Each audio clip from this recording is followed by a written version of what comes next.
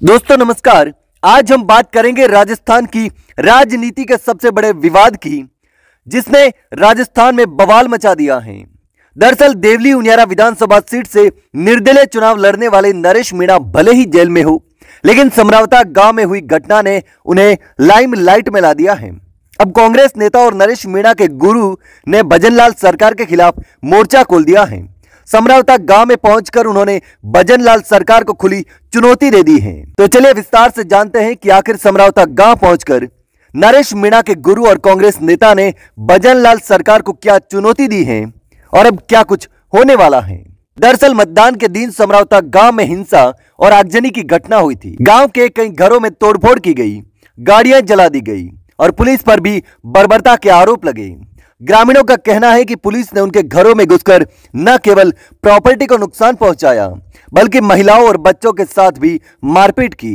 यह घटना इतनी भयानक थी कि गांव के लोगों ने तालाब में कूदकर अपनी जान बचाई।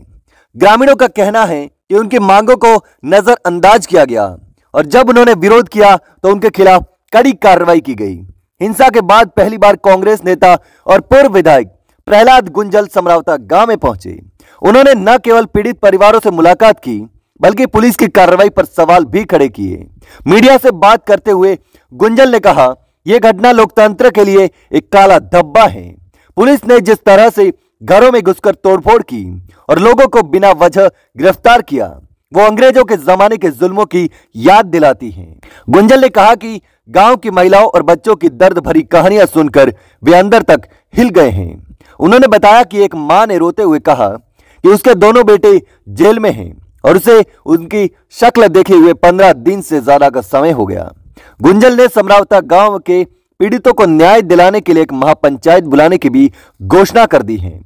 उन्होंने कहा कि इस पंचायत में पंच पटेल और प्रभावित ग्रामीण मिलकर अपनी मांग रखेंगे और सरकार को उनका जवाब देना पड़ेगा। गुंजल ने यह भी कहा कि मैं जल्द ही कांग्रेस के प्रदेश अध्यक्ष से बात करूंगा और यह सुनिश्चित करूंगा कि ग्रामीणों को न्याय मिल सके। सरकार को इस मामले में कठोर कदम उठाने होंगे, वरना हम और बड़ा आंदोलन करेंगे। गुंजल ने सरकार को आड़े हाथों लेते हुए कहा कि यदि समय रहते ग्रामीणों की मांगे मान ली जाती तो यह घटना कभी नहीं होती। उन्होंने कैबिनेट मंत्री किरोड़ीलाल मीणा और अन्य नेताओं पर भी सवाल खड़े किए कि उन्होंने समरावता गांव के लिए अब तक क्या क्या किया। गुंजल ने कहा कि समरावता की घटना ने लोकतंत्र की जड़ों को हिला दिया है। मतदान बहिष्कार करना ग्रामीणों का अधिकार था, लेकिन इससे बड़ा अपराध क्यों माना गया, यह सबसे बड़ा सवाल है। यह अपराध छोटा था, लेकिन इस अपराध को बड़ा माना गया। लेकिन दोस्तों, आपको क्या लगता है, क्या प्रहलाद गुंजल और कांग्रेस इस मामले में कुछ ठोस कदम उठाएंगे या यह मामला भी केवल सियासी बयानबाजी बनकर रह जाएगा?